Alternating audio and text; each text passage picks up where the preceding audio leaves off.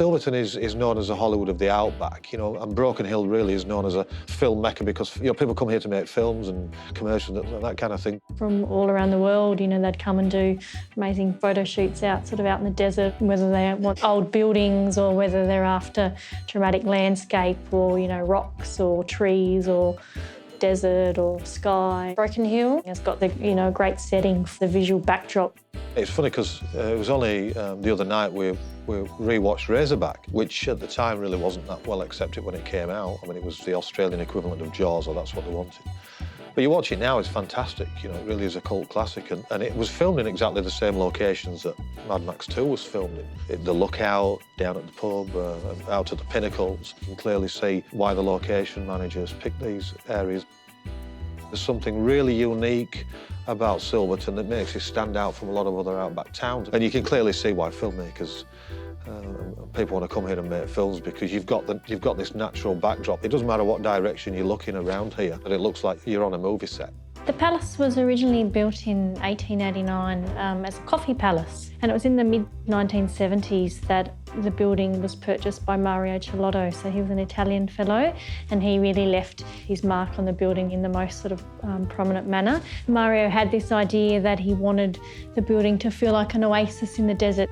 We get lots of film crews that come in and stay, and we'll be, you know, partway through booking in, and then they sort of sit back and look up and think, you know, I've had people squeal and scream, like, how did I not notice that? Oh my God, look at all those birds.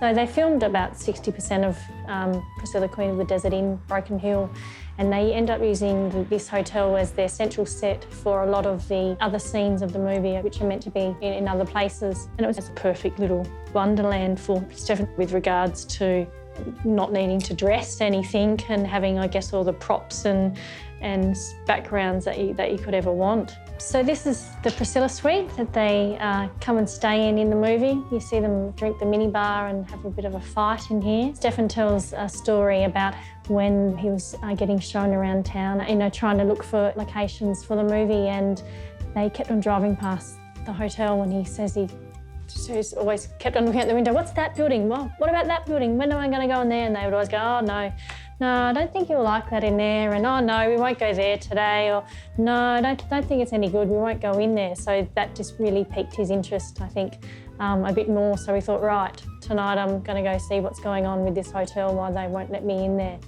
And he went and rang the doorbell, and Mario answered the door and brought him into the office, and he sort of started looking around and seeing all these fabulous paintings all over the walls, and he walked into the office, and Mario had been stuffing a chicken just on the front office there, and, you know, looked around at all these other stuffed birds in the office, and he just thought, great, I've got my location.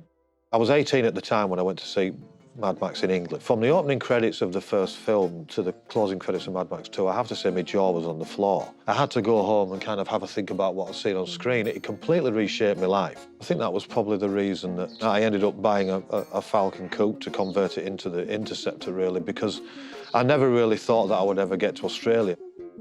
10 years ago, we actually came as a family to do the sights of both the first two films. So I said to my wife, I said, do you think you could live here? And thinking that it would never happen, she said yes.